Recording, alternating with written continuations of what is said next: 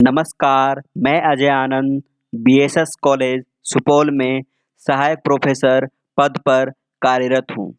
स्नातक तृतीय वर्ष के पत्र संख्या 8 जिसमें हमें साहित्य के सिद्धांत और हिंदी आलोचना पढ़ना है। इस वीडियो लेक्चर में हम इस पत्र के अंतर्गत काव्य हेतु विषय पर संक्षिप्त चर्चा करेंगे।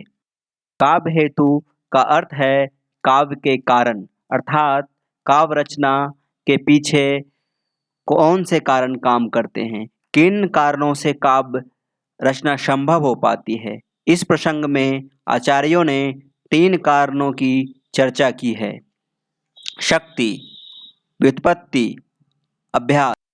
शक्ति का अर्थ है प्रतिभा जो जन्मजात होती है। काव्य का सबसे प्रमुख कारण प्रतिभा ही है। प्रतिभा कहते हैं सदा नई नई वस्तुओं की उद्भावना करने वाली प्रज्ञा को। क्या कारण है कि अनेक कवियों ने राम कथा को काव्य का विषय बनाया, पर किसी को वह उत्कर्ष और महत्व नहीं मिला जो तुलसीदास को। कृष्ण काव्य की लंबी परंपरा में सूरदास ही सर्वोच्च स्थान के अधिकारी क्यों माने गए? उत्तर है अपनी विरल प्रतिभा के कारण। शक्ति या प्रतिभा के अनुपात में ही कवि की रचना उत्कृष्ट होती है। व्युत्पत्ति का अर्थ है ज्ञान। व्युत्पत्ति 2 प्रकार की होती है, एक तो लौकिक, दूसरी शास्त्रीय।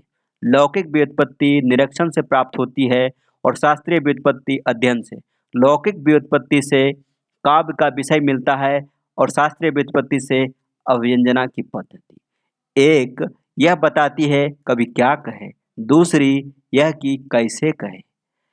एक आलोचक ने काव्य को जीवन की आलोचना कहा है। जीवन की आलोचना तो वही कर सकता है जो जीवन को ठीक से जाने, और जीवन का संबंध लोक दुनिया से होता है। अतः जिस कवि का लोक जितना गंभीर, जितना विस्तृत ज्ञान होगा, वह उतना सच्चा और अच्छा चित्र प्रस्तुत कर सकेगा। फलतः यह ज्ञान लोक को देखने से होता है और उसके बाद शास्त्रों के अध्ययन से, किंतु शास्त्र ज्ञान के अपेक्षा लोक ज्ञान अधिक उपयोगी है क्योंकि वह प्रत्यक्ष रूप से अर्जित होता है। काव्य का उत्कर्ष कवि की प्रतिभा के समान उसकी व्युत्पत्ति पर भी निर्भर करता है। व्युत्पत्ति को निपुणता कहते हैं। अभ्यास तीसरा काव्य हेतु है। प्रतिभा और व्युत्पत्ति के साथ अभ्यास का योग होने से काव्य रचना सुकर होती है। संस्कृत में एक कहावत है, देवानि यान्ति वैफल्यम नाभ्यास्तु कदाचन। अर्थात भाग धोखा दे सकता है पर अभ्यास कभी धोखा नहीं देता।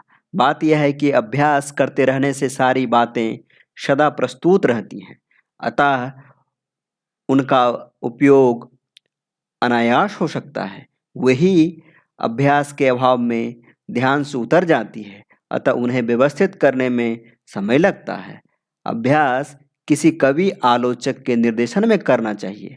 कवि आलोचक से अभिप्राय ऐसे व्यक्ति से है जिसमें काव्य रचना की क्षमता हो और उसके गुण दोष के विवेचन के भी।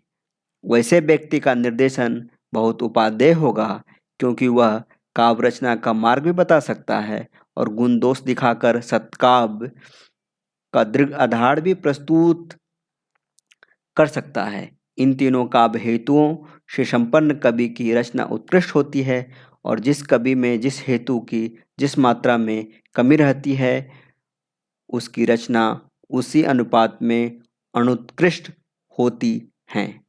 शुक्रिया।